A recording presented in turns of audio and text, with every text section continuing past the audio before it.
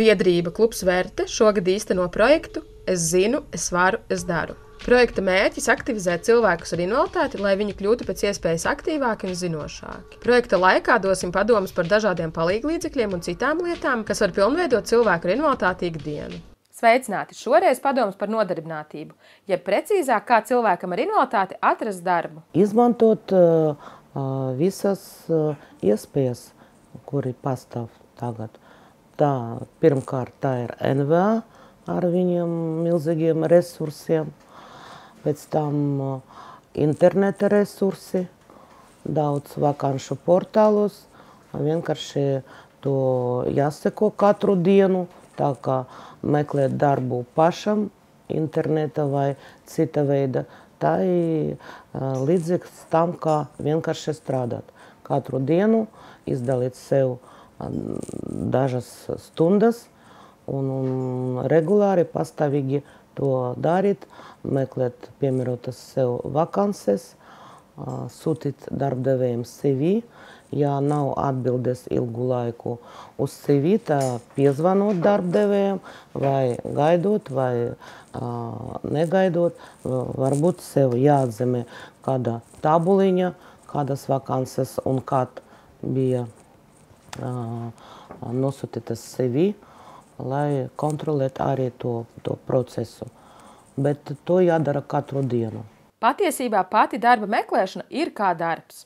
Tas var prasīt daudz laika un pūļu, tādēļ Invalīdu un viņu draugu apvienība Apērons ir izveidojusi atbalsta mehānismu, kā cilvēkam ar invaliditāti palīdzēt darba meklējumos. Vēl mūsu apvienība Apērons piedāvā jau 4. gadu cilvēkiem ar invaliditāti nodarbinātības atbalsta pakalpojumu. Mēs arī palīdzējam cilvēkiem meklēt un atrast darbu.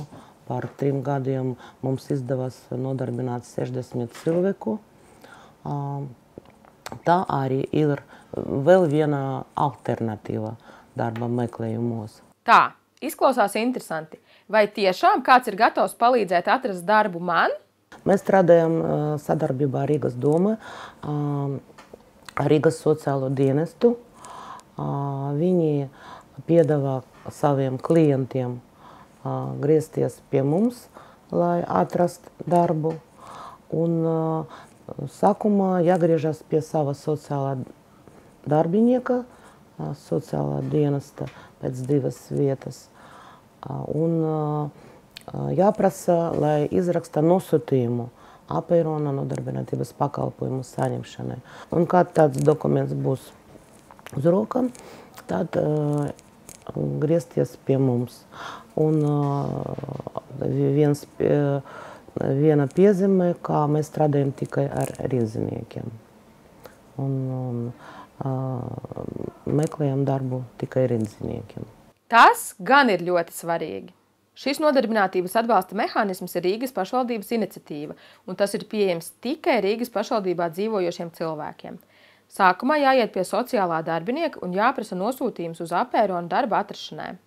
Un tikai tad viss process tā pa īstam sāksies. Pirmkārt, pirmā konsultācija mēs precīzi izvērtējam visas cilvēka vajadzības, viņu sociālo situāciju, viņas galvenokārt veselības ierobežojumi, ko viņš var, ko nevar darīt, lai vēl vairāk nepasliktinātu veselības stāvokli. Viņa pieredze, viņas iemaņas, izglītību, viss, kas saistīts ar cilvēka iespēju strādāt un vajadzīgas lietas tam. Ja cilvēks neprot uzrakstīt CV, mēs to darām viņas vietā, vai piedāvājam iemācīt rakstīt CV, ja pietiek datora iemaņas. Bet pie mums griežas tādi cilvēki, kuram ļoti daudz pēc 50 gadiem, kur nav datora iemaņas, vai bija kādi kursi, bet viņam nav mājas datora un internetu pieslēgšanai. Un to mēs darām viņas vietā, mēs meklējam internetā arī vakances piemērotas, kuru mēs kopā jau izvēlējamies. un sūtām CV darbdevējiem.